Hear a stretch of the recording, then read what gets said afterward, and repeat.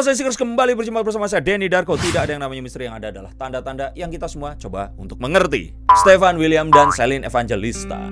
Apa yang akan terjadi berikutnya? Apakah mereka sudah siap untuk perpisahan dan perceraiannya? Bagaimana nasib ketiga anaknya?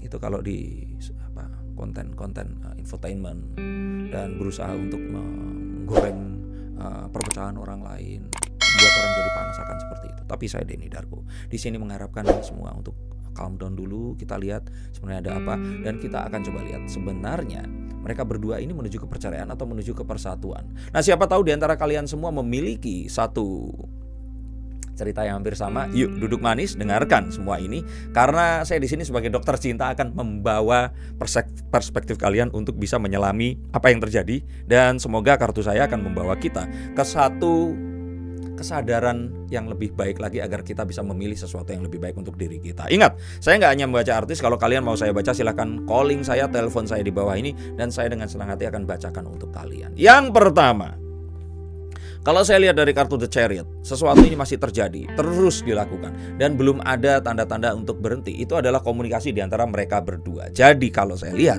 mereka berdua ini masih berkomunikasi kok, tapi memang nggak pengen ditunjukkan ke publik. Jadi keduanya masih saling ngobrol, masih saling menegosiasi. Ada sesuatu yang berusaha untuk dibicarakan, dan apparently sepertinya hal ini belum mencapai kesepakatan. Ada beberapa yang oke, kalau aku gini kamu akan gitu, aku nggak mau gitu kalau kamu begini. Ada sesuatu yang di teleponnya itu dibicarakan hal seperti itu. Walaupun mereka menahan rindu, walaupun mereka pengen bersama, tetapi ini adalah sesuatu yang nggak bisa semudah itu dilakukan, karena ada satu hal yang rupanya disembunyikan oleh mereka berdua. Tapi tenang, ini bukan orang ketiga yang tidak ingin dikatakan. Mungkin ada satu ucapan yang keliru, satu ucapan yang membuat tersinggung, sehingga membuat mereka diam-diaman terus kemudian meninggalkan rumah. Dan mereka akhirnya menganggap kalau ini adalah sebuah persepsi dan pola pikir serta jalan hidup yang berbeda, yang mana mereka perlu untuk menyatukan ini, dan kita harus gini, kita harus gitu, kayak orang ngomongin kontrak.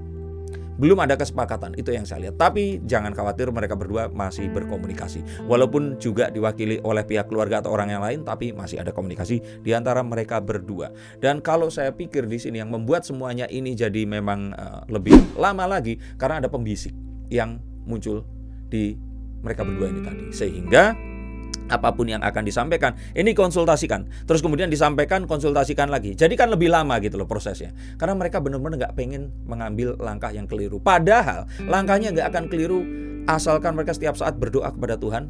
Alasannya hanya untuk anak. Dan yang ketiga adalah jangan egois dan memikirkan juga apa yang dirasakan oleh pasangannya. Jika itu bisa dilakukan, seharusnya tidak perlu orang-orang yang lain untuk mereka tanyai seperti sekarang ini. Stefan ini menanyai orang yang lain, si Celine juga menanyai orang yang lain, memberikan pendapat. Akhirnya mereka berdua ketemu, terus nanti ngobrol lagi dengan yang lain, ketemu lagi ngobrol sama yang lain. Yang kalau saya pikir zaman dulu mungkin gak semudah, gak sesusah saat ini deh. Zaman sekarang itu apalagi kalau sudah ada misalkan orang-orang tertentu yang masuk, dan mereka ini mendapatkan satu persepsi yang berbeda, terus mereka akan memasukkan persepsi mereka kepada mereka berdua, semakin ruwet.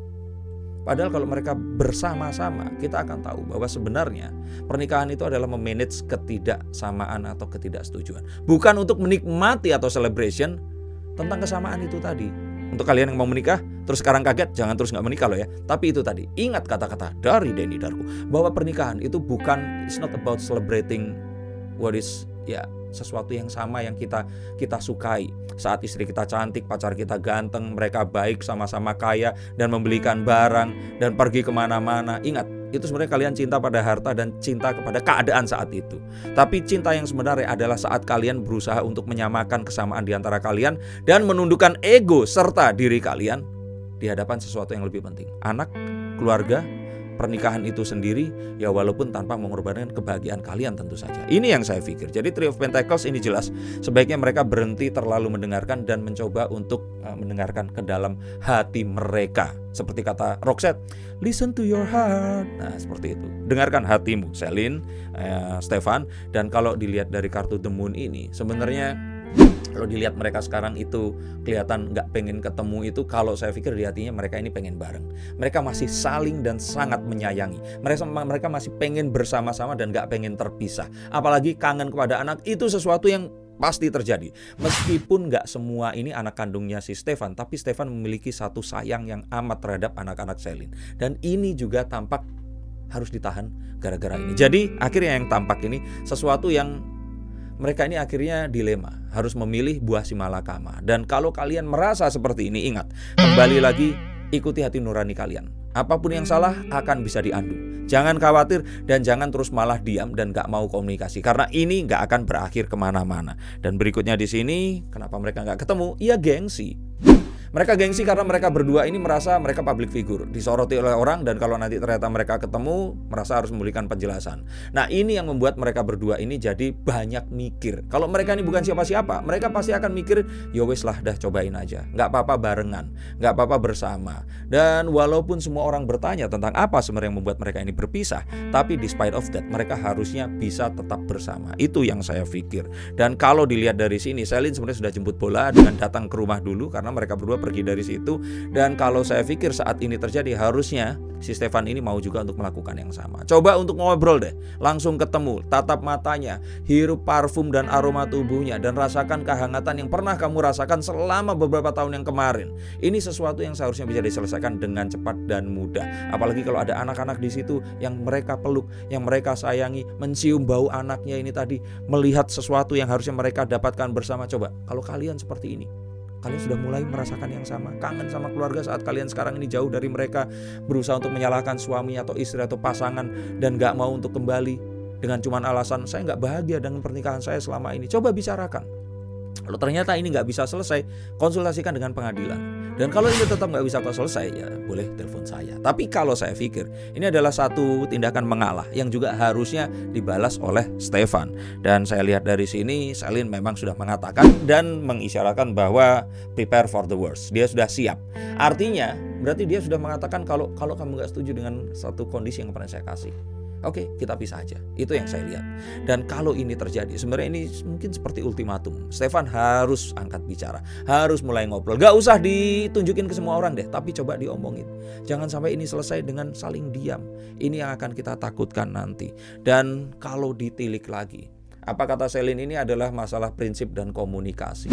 Nah, apalah prinsip kalau seandainya bisa komunikasi? Itu yang saya pikir. Semuanya bisa dibicarakan, dinegosiasi. Apalagi kalau sudah pernah ada cinta yang terbuahkan menjadi seorang anak.